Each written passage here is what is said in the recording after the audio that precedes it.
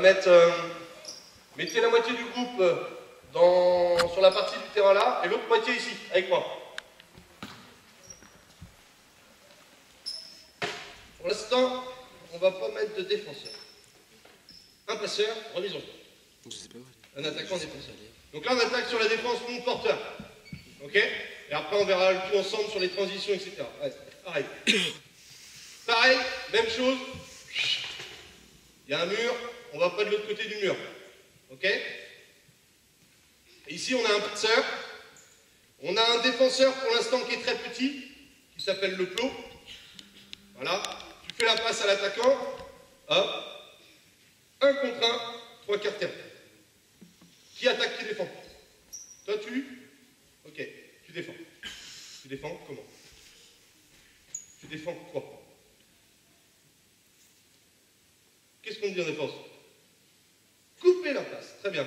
Parce que vous savez, des fois, chez les petits, on leur dit des choses. Prends ton joueur. Prends ton joueur, ça veut dire quoi?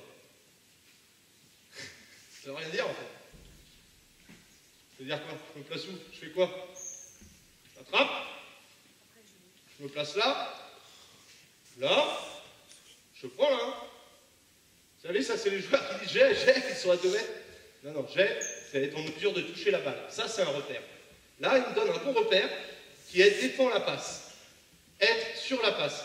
Donc, tu peux être ici, tu peux être là. D'accord? Peu importe, je m'en fous, mais tu es sur la passe. Ok? Ouais? C'est bon? Ça joue. Un exemple, et après vous faites pareil de l'autre côté. Très bien. Hop, en place. On est attaquant défenseur. J'enchaîne de ce côté-là, on y va.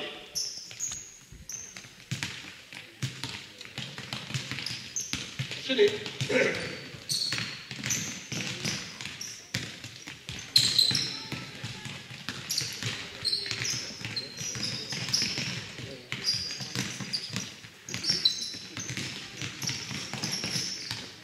Défendre les passes, c'est quelque chose pour moi qui est très important. Alors pourquoi on va insister sur les remises en jeu? Pourquoi? Parce que défendre la ligne de passe, ça nécessite la prise en compte de 2 facteurs. La première, le positionnement de son adversaire le plus proche du ballon, sur qui on a la responsabilité, et l'autre, le ballon. Si les deux sont en mouvement, c'est plus difficile de défendre la ligne de passe. S'il y en a un qui est arrêté, en l'occurrence la remise en jeu, c'est plus facile. Donc on va commencer par cette étape-là. D'accord? Quand je vois les matchs en U13, là, régulièrement, souvent ils sont rarement sur les lignes de passe. Ils sont entre leurs joueurs et le panier. Et ça, c'est un réel problème. Il n'y aurait plus de problème de savoir s'il y a zone ou pas zone, si tout le monde leur demandait d'être sur les lignes de passe. Et y compris loin du ballon. Ça veut dire qu'il y a une distance à varier, mais c'est ce qu'on appelle la défense à hauteur, en fait, que souhaite la fédération. Alors après, il y a l'histoire être ouvert, fermé.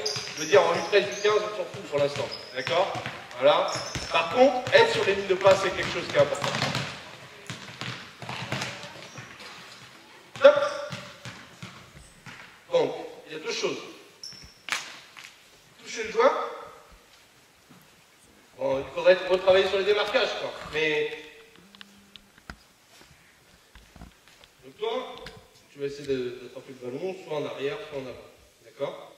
Toi, où c'est le... Enfin, il faut que tu sois sur la ligne de passe, ou surtout, il faut éviter de prendre... qu'il récupère le ballon. Où? Là ou là? Là. Pourquoi? Parce que le panier est là-bas. Très bien, il faut le savoir, c'est tout. Donc, ici, tu vas essayer, donc, soit d'être sur la ligne de passe ici, mais tu vas essayer d'avoir un contact avec l'avant-bras ici. Tu vois, pour essayer d'empêcher d'avoir le backdoor. Tu vois, je suis un peu sur la ligne de passe, donc ça peut arriver de temps en temps qu'il faut que je fasse ça, que je me replace, mais l'idée en tout cas de départ, c'est par exemple de ne pas défendre comme ça, mais d'être plus proche de ton panier, tu l'as bien fait, mais d'avoir un petit contact. D'accord?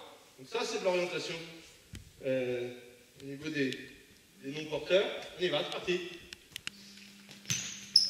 Pas grave. Donc après, il faut accepter de prendre de temps en temps des backdoors. C'est comme ça, et puis au fur et à mesure, on aura moins de backdoors. Voilà, en plus je le mets en difficulté parce que on va essayer de rajouter le clos défensif. Ok, les gars, Vous faites la même chose, sauf que le clos, c'est un joueur. Là, on a un joueur là en défense. Alors, écarte-toi un petit peu. Regardez, là, il ne repart pas. Après, c'est un contre un. Je juste passe, voilà. Donc, voilà, c'est juste pour montrer quelque chose. Il y a des choses que vous leur dites dès le plus jeune âge. Qu'est-ce que vous lui dites à ce joueur-là en attaque? Reculez, non? Ouais. Ok. Il positionne où son ballon? Sur la remise en jeu. Voilà. En tout cas, à hauteur d'épaule pour faire soit passe au-dessus de la tête, soit passe à terre. Parce qu'il y a un joueur souvent qui est devant, quand ça défend devant. Est-ce que vous donnez des consignes à ce joueur-là?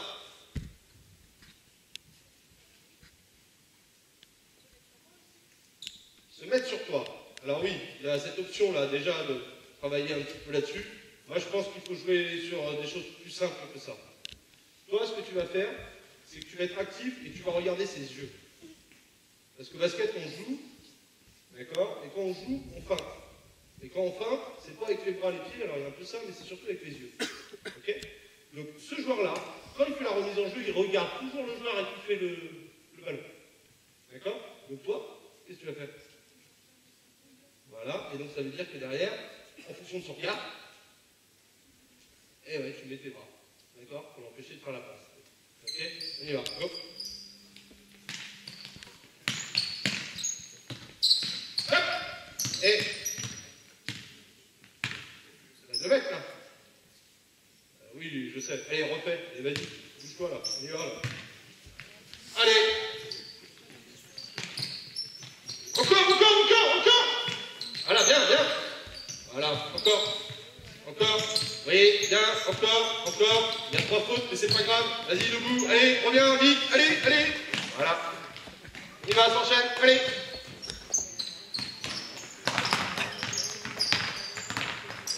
Ok, Janice. Encore Janice. Allez. Et Janice. Défendre la passe là-bas. Tape. Pareil. Voilà. Ouais,